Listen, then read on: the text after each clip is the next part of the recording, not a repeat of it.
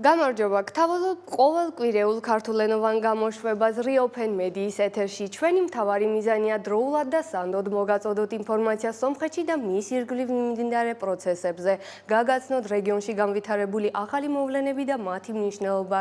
ჩვენ მუშაობთ სომხეთის რესპუბლიკისათვის, ხოლო ქართულენოვან აუდიტორიას ვაცდით სრულ ყოფილ სურათს მიმდინარე რეალობის შესახებ. მე ვარ ანა ტანდარიანი და დღეს ჩვენ ერთად გავაანალიზებთ ყველაზე მნიშვნელოვან საკითხებს. დღევანდელ გამოშვებაში იხილავთ. ნიკოლ ფაშინიანის განცხადებები უსაფრთხოებაზე სომხეთსა და აზერბაიჯანს შორის უკვე მშვიდობაა. არარატი სომხეთის ბეშტებიდან ქრება, ტექნიკური ცვლილება თუ პოლიტიკური ნაბიჯი ანკარისკენ. როგორია საქართველოს ხედვა სომხეთზე და რეგიონში მიმდინარე პროცესებზე, კომენტარი თბილისიდან.